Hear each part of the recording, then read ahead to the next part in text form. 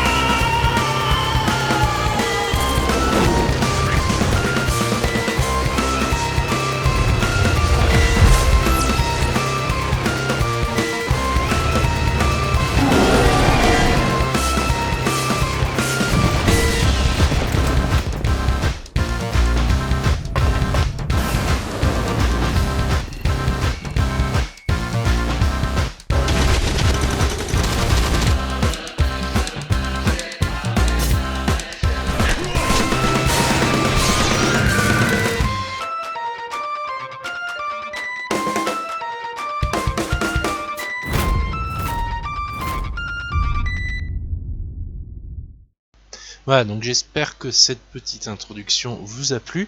L'intérêt de tout ça, c'est que on défilé tout plein d'exemples et d'illustrations de ce qui peut se faire dans ce chapitre de lumière et couleur. Donc, nous, pour le cours d'aujourd'hui, on va commencer par parler du TP avec Chroma et Opticos que je vous avais demandé de faire. Donc, on se lance tout de suite, sans plus attendre, dans la correction de tout ça. Donc, on va voir toutes les expériences de décomposition de la lumière avec les logiciels Chroma et Opticos, donc qui correspondent aux activités que je vous avais demandé de regarder pour aujourd'hui. Alors, si vous avez pu le faire sur vos ordi, c'est très bien. Si vous étiez un peu perdu, avec cette vidéo, vous allez pouvoir repérer ce qu'il fallait faire et tenter de le faire vous-même. Si vous ne l'avez encore pas fait, téléchargez les logiciels et faites-le. Sachant que la correction, la démonstration, même si on va voir la plupart des choses, j'insiste bien sur la nécessité pour vous de vous entraîner à le faire vous-même. Ça vous permettra en plus de farfouiller dans le logiciel pour trouver ce qui vous intéresse. Donc là, on est sur le logiciel Chroma et on nous demandait de choisir spectre de la lumière et dispersion de la lumière. Donc, on arrivait là-dessus. On demandait un angle de 37 degrés à gauche ici. Et on obtenait donc ceci, il fallait noter les couleurs, c'était pas très dur. Ensuite, on nous disait en haut à gauche, cliquer sur lumière monochromatique et faire varier le curseur. Donc c'était pas en haut à gauche, c'était en haut à droite, merci l'énoncé. Et on avait le curseur là qu'on pouvait faire varier pour changer les couleurs. Ça permettait aussi de voir que le trajet de la lumière il changeait légèrement suivant la couleur.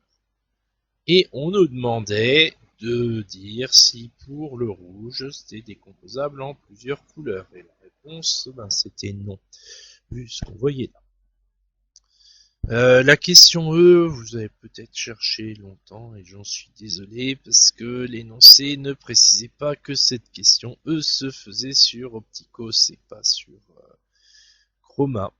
Parce qu'on avait ceci. Donc il fallait aller dans des compositions de la lumière arc-en-ciel ici et puis voir ça. Soit dit, si vous n'avez pas trouvé, à part voir ça, il n'y avait pas grand chose de plus à voir. Ce qui nous intéressait plus, c'était la suite. Donc sur Opticos, et là c'était plus intéressant puisqu'il fallait choisir dans des compositions disque de Newton que nous avons ici. Donc le disque de Newton, c'est un disque qui a plusieurs couleurs comme ça. C'est une expérience qui peut se faire très simplement à l'aide d'un moteur. On a une roue avec plein de couleurs. Faisons avec le logiciel, ça revient un peu comme. Parce qu'on peut faire varier la vitesse de rotation. Alors, avec un vrai disque, ça fonctionne exactement pareil. Si on fait accélérer le disque, à un moment donné, on va observer quelque chose.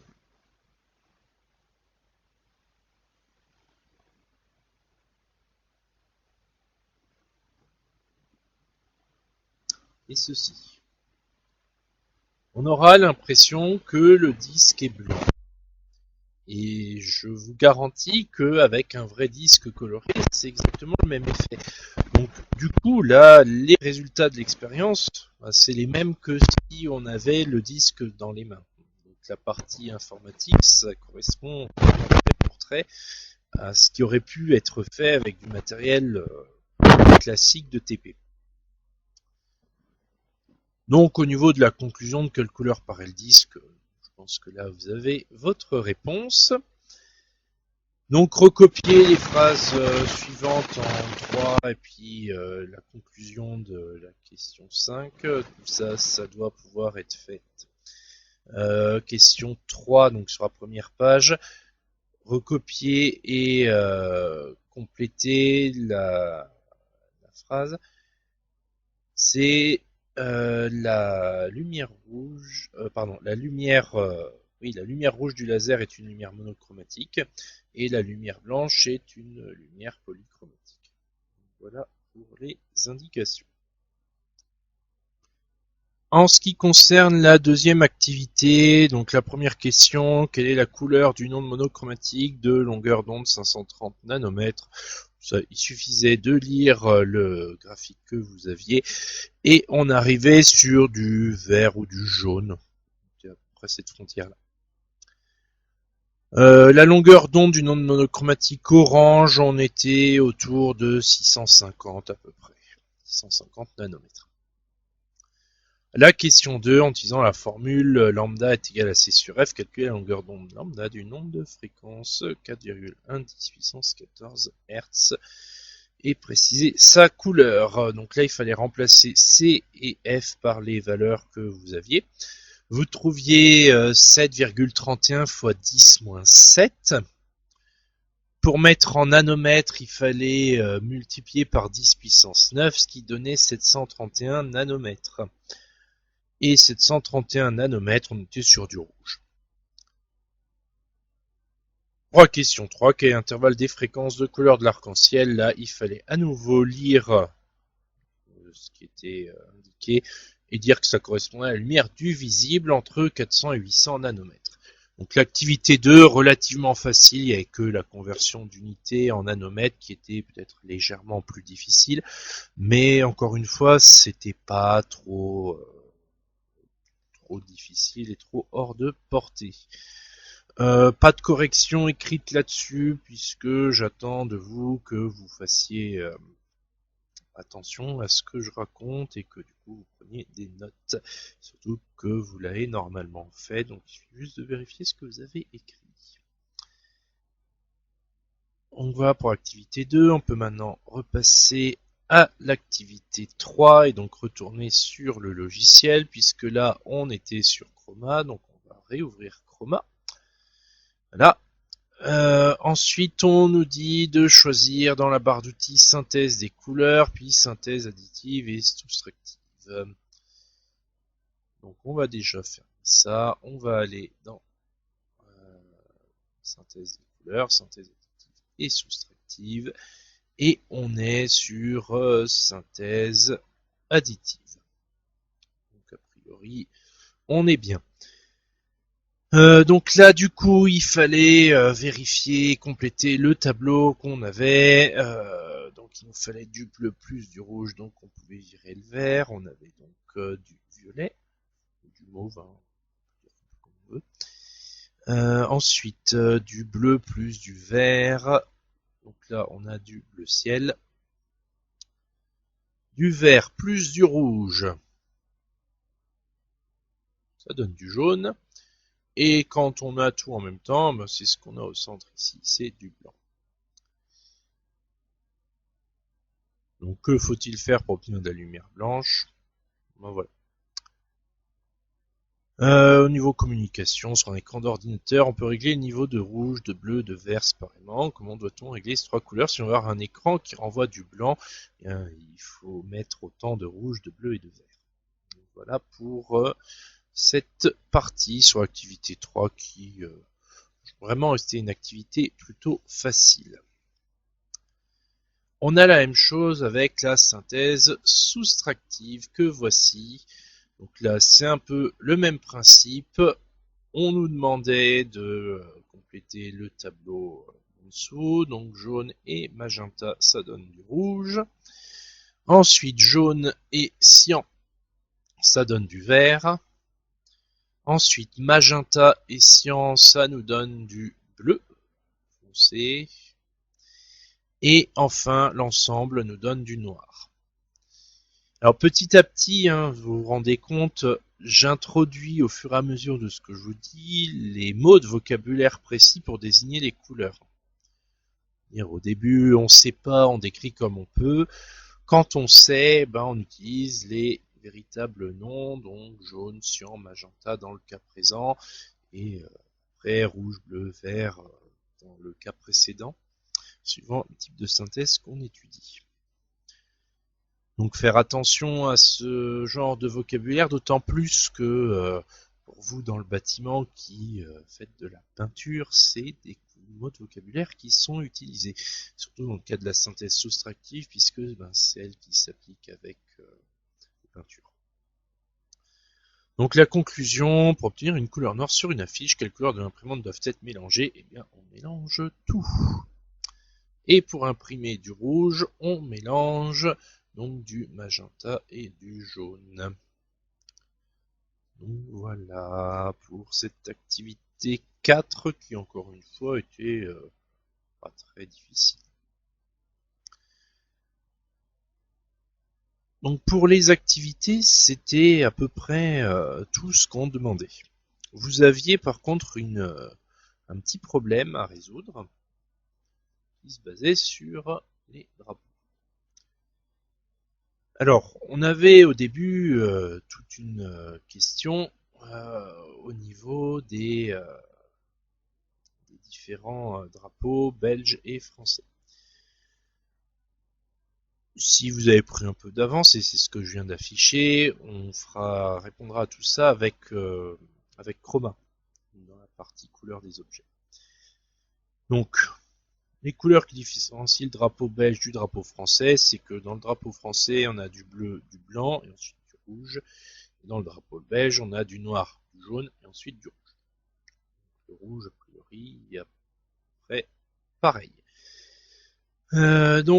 Question 1, quelles sont les couleurs? Ça on vient de le faire. Formuler les hypothèses en question 2. Donner là où les couleurs d'éclairage pour que la partie centrale du drapeau français puisse être prise pour la partie centrale du drapeau belge. A priori, en éclairant avec du jaune, ça devrait pouvoir le faire. Donc ça, c'est une hypothèse qu'on émet, il n'y a pas à justifier. On suppose que c'est éclairé avec du jaune. Ça suffit. Dresser un protocole expérimental, on prend un drapeau français, on prend un spot jaune et puis on l'éclaire. Donc ça encore, c'est une proposition de protocole expérimental. Au niveau du montage d'expérience, bien ça, si on reprend à l'occasion, alors pas cette année, mais peut-être l'année prochaine, on pourra voir ce genre de choses. Puisqu'il y aura d'autres chapitres sur la lumière et les couleurs qui arriveront. Donc il y aura de quoi faire, c'est le genre de choses qui peut se faire assez simplement, même chez vous. Vous prenez une ampoule, vous prenez du papier jaune assez transparent, du papier très léger. Vous mettez votre papier sur votre lampe, ça émet une lumière jaune, vous éclairez un drapeau français avec ça et vous avez votre expérience. Ça a beau être du bricolage, ça marche plutôt bien. Un calque colorié en jaune fait largement l'affaire. Si vous voulez vous tenter ce genre d'expérience, c'est tout à fait possible. Donc on peut le faire en labo et comme je vous l'ai dit, ce sera une expérience qui pourrait arriver avant que vous ayez le bac. Donc n'inquiétez pas là-dessus. Quoi qu'il en soit, ça reste une expérience qui est relativement simple. Donc le logiciel, ça marche bien aussi. Et c'est ce qu'on demande puisque on vous demande d'aller dans la barre d'outils, couleur des objets, puis objets colorés. On arrive sur l'écran qui est actuellement affiché. Donc ensuite, on veut éclairer le drapeau en lumière jaune. Donc on va cliquer sur lumière jaune et on a ceci. Donc là, après, il suffit de faire les observations. Donc la partie bleue du drapeau est à présent noire. La partie blanche est à présent jaune et la partie rouge reste rouge. Donc voilà ce qu'on pouvait faire en termes de manipulation. Maintenant, en termes de conclusion, vous aviez un petit schéma à faire, bon, qui est en fait le même que ce qu'on avait vu tout à l'heure sur la synthèse des couleurs. Vous aviez exactement le même que ça, mais cette fois-ci cliquez comme ceci. Donc il y avait exactement ce même principe, donc quelques réponses à aborder. Donc une voiture bleue comme ça, éclairée avec éclairage jaune, à partir du schéma que vous aviez, donc qui était celui-ci, donc voiture bleue, jaune, bleu plus jaune, on était sur du noir. On avait donc à cet endroit-là. Donc ensuite, en E, si le bleu apparaît noir, quelle couleur apparaît? Un écran blanc éclairé par du jaune. Donc l'écran blanc éclairé par du jaune, il apparaît jaune. Et un objet rouge éclairé par du jaune, ben, il reste rouge. Ça, y a pas de problème. Quelle couleur drapeau français éclairé par du jaune serait-il vu? Ben, noir, jaune, rouge. Et ça ressemble au drapeau belge. Et la couleur d'un objet dépend de la lumière qui l'éclaire. Voilà ce qu'on pouvait marquer en conclusion. Donc c'est un peu ce que je vous demandais de voir en fait avec ces manipulations. En fait, il y a plusieurs synthèses et ça on va faire un résumé. Synthèse des couleurs, donc la synthèse à partir de lumière qui est une synthèse additive et la synthèse soustractive c'est tout le reste. Donc mélange de peinture, mélange de couleurs, éclairage d'un objet par une couleur, tout ça c'est de la synthèse soustractive, et mélange de lumière, c'est la synthèse additive, celle que je vous montre actuellement. Donc on va résumer tout ça dans la partie cours qui va arriver maintenant. Alors avant de commencer la partie cours proprement dit, donc déjà quelques petits éléments pour vous pour que vous puissiez travailler dans de bonnes conditions. Donc déjà, les points à retenir seront marqués en rouge. Donc tout ce qui est en rouge, c'est à noter dans le cahier. Ce qui n'est pas en rouge, c'est de l'indication complémentaire. Donc ça, vous ne serez pas obligé de le noter. Par rapport aux différents dessins et schémas que vous verrez, bien évidemment, je ne vous demande pas de les refaire. Vous les retrouverez, alors soit les mêmes, soit des très similaires dans le PDF complément de cours. PDF qui est disponible sur mon bureau numérique ou que vous pouvez avoir en me le demandant sur Discord ou par mail. Donc la vidéo comporte beaucoup de points à retenir, donc n'hésitez pas à relancer la vidéo après l'avoir vue une fois et à mettre en pause pour avoir le temps de recopier convenablement tout ça. Beaucoup de points à retenir puisque, contrairement à d'habitude et vu les circonstances, je vous donne tous les points à retenir d'un coup. Donc c'est parti avec toute la partie cours de ce chapitre lumière et couleur. Alors la première chose à savoir, c'est tout ce qui concerne la décomposition de la lumière. Donc déjà, la lumière émise par le soleil, c'est polychromatique puisque composé de plusieurs couleurs.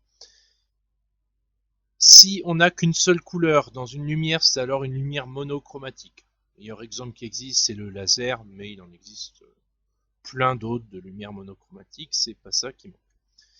Quand on a un rayonnement monochromatique, c'est quelque chose qu'on peut caractériser par la longueur d'onde. Alors, le mot rayonnement et lumière, dans le cas présent, c'est à peu près la même chose. Des petites subtilités, mais pour l'instant, ce stade-là, ne vous occupez pas de ça. Donc rayonnement caractérisé par une longueur d'onde qu'on note lambda, lettre grecque, exprimée en nanomètres, donc c'est 1 milliardième de mètre, un nanomètre, donc 10 moins 9. Du coup. Le prisme, c'est un objet qui est capable de décomposer la lumière polychromatique. C'est ce que je suis en train de vous montrer par l'intermédiaire de cette petite vidéo expérience. Donc le prisme, quand on le met face à une lumière blanche, ça décompose et on obtient donc toutes les couleurs de l'arc-en-ciel. Si on a de la lumière blanche, si on avait une autre lumière couleur, eh bien, on aurait décomposé cette lumière. Bien entendu, le prisme sur une lumière monochromatique, eh ben, il ne fait rien, puisque le prisme décompose la lumière polychromatique. Ensuite, point à retenir suivant, c'est le spectre du visible. Le spectre du visible, vous avez une petite illustration actuellement affichée, donc c'est toute la partie qui est entre les ultraviolets et les infrarouges. Ça paraît grand comme ça, mais en fait c'est vraiment tout petit le spectre du visible. Alors c'est pour l'être humain, donc c'est entre 400 nanomètres et 800 nanomètres. Va de soi que c'est pour la majorité des êtres humains, 400 et 800 nanomètres. Suivant les différentes déficiences visuelles qui peuvent exister, ça peut légèrement varier. Des gens qui voient moins, des gens qui voient plus. Les animaux n'ont pas exactement le même domaine du visible. Ça, faut le savoir. Et deuxième point qui là est vraiment important, c'est que l'exposition aux ultraviolets et aux infrarouges peut présenter des dangers pour la santé. Alors bien entendu, c'est l'exposition excessive. Si vous y passez 3 milliardièmes de seconde devant, ça fait pas grand chose. Même plusieurs minutes, si c'est pas de la lumière bien puissante, il n'y a pas de problème. Par contre, restez 3 heures au soleil sur la plage et vous allez comprendre votre douleur avec l'effet de tout ce beau monde, puisque le soleil émet non seulement le visible, mais également des ultraviolets et des infrarouges. Ensuite, nous avons la notion de synthèse additive. Donc, la synthèse additive, c'est quand on mélange des couleurs lumineuses, donc des rayons lumineux qui se mélangent. C'est là où on a donc l'addition des lumières. Dans le cas de la synthèse additive, les couleurs primaires sont le rouge, le vert et le bleu, et les couleurs secondaires sont le magenta, le jaune et le cyan. Et si on additionne toutes les couleurs entre elles, on obtient du blanc.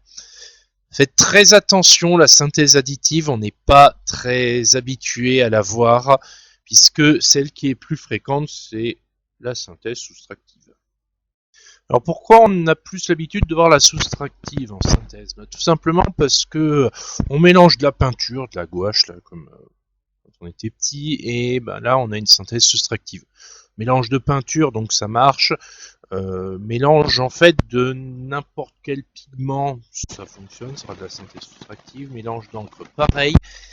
Le mélange d'une couleur aidée par de la lumière avec un objet posé sur une table par exemple, on serait aussi dans de la synthèse soustractive. Donc c'est vraiment celle qu'on va rencontrer le plus souvent dans la vie courante, en tout cas celle à laquelle on pense le plus. Physiquement, elle résulte de la filtration de la lumière. À chaque fois qu'un rayon lumineux va être filtré, c'est-à-dire on va lui retirer une partie de ses radiations, donc une partie de ses couleurs, ce sera une synthèse soustractive. C'est de là que vient le mot soustractif, puisqu'on enlève à la lumière certaines couleurs. Dans la synthèse soustractive, couleurs primaires et secondaires sont inversées par rapport à la synthèse additive. C'est-à-dire que couleurs primaires, ce sera magenta, jaune et cyan, et les secondaires, ce sera le rouge, le vert et le bleu. Et dans le cadre de la synthèse soustractive, le mélange de toutes les couleurs donne du noir. Donc les deux synthèses, l'additive et la soustractive, sont vraiment deux opposés. Elles fonctionnent a priori pareil, mais tout est inversé. Ce qui donne du noir dans l'une donne du blanc dans l'autre. Ce qui est primaire dans l'une est secondaire dans l'autre et inversement. Donc il faut vraiment faire attention à ça et avoir cette logique-là en tête. On termine cette salve de points à retenir par la couleur d'un objet. Alors il faut savoir qu'un objet qui sera éclairé par de la lumière blanche va réémettre des rayonnements de la couleur de l'objet, donc de sa couleur. Et tous les autres rayonnements vont être absorbés. Et dans ce cas-là, du coup, si on regarde l'objet, la couleur qu'on va percevoir, c'est la couleur propre de l'objet. Vous prenez un feutre bleu que vous mettriez dans de la lumière blanche, vous le verriez bleu, puisqu'il est bleu. Alors, si par contre on éclaire un objet par une lumière non blanche, la couleur réémise par l'objet, celle qu'on va percevoir, donc ce sera la couleur dite apparente. C'est-à-dire que ce ne sera pas la vraie couleur de l'objet, mais ce sera la couleur que l'objet prendra sous l'éclairage coloré qu'on lui applique. Donc voilà pour ces points à retenir.